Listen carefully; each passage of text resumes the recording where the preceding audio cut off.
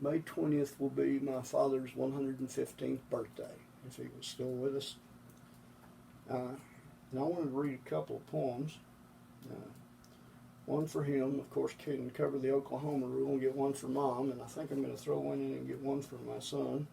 And then we're going to call it for the day. But this is called In My Father's Books. And it is not on the page I wrote down.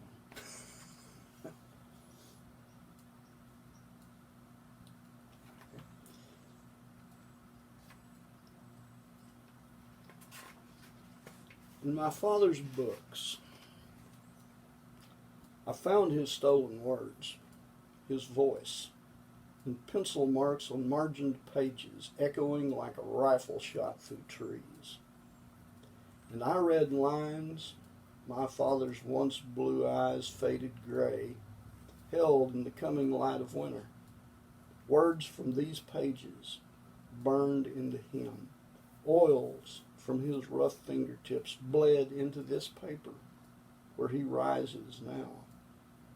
He lives here in Sackett's brand, and with each page turning, he turns back into denim and leather, muscles made swinging a 9-pound hammer flex beneath khaki sleeves, and he walks away from the wreckage, a cage of failing flesh that tried to pin him in his final hours.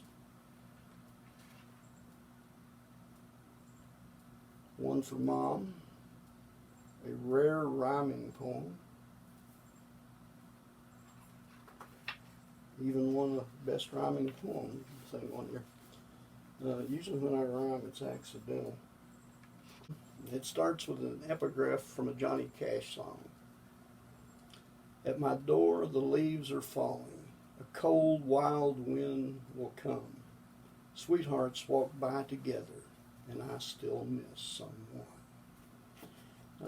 And the title of the poem is I Will Look for You. Some days I think I'm past the loss until a voice, a song, a sound, a guitar's ring comes stealing down, wrapping me like trees in Spanish moss. I look for you in daylit dreams, in pink mimosa flowers, of summer walks that once were ours, in shadows brought by full moon beams. I saw you once in New Orleans, just walking there on Jackson Square, and now I look most everywhere to find you, lost in deep dark greens, bright reds, soft blues and purple hues behind unlikely walls of pain, in whiskey mist and midnight rain. I never know what form you'll choose.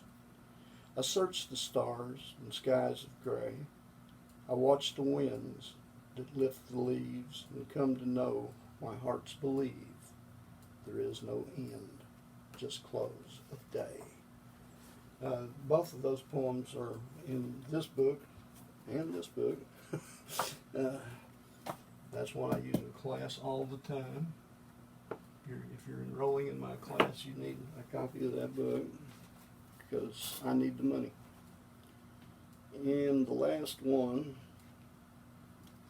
is a poem that I've had a lot of people like, that I wrote for my son. It is in this book, Renegade. He's in Colorado now. When he comes in, before he gets to go home, because I drive the car to the airport, he has to play a game of catch with me. And the title of this poem is A Game of Catch. We're playing catch in the not too cold of January before you leave.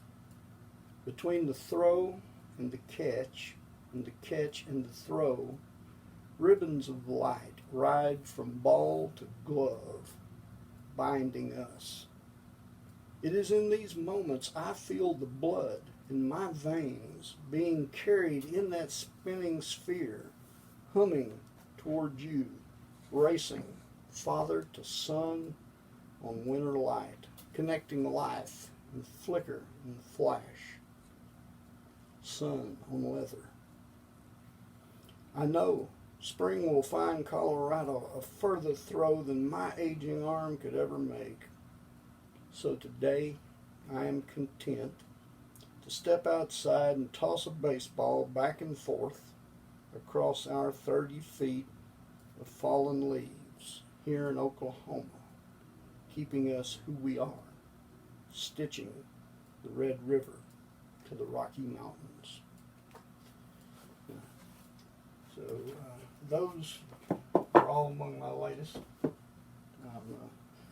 hopefully still going to sell a few books and get some of you to subscribe to this channel.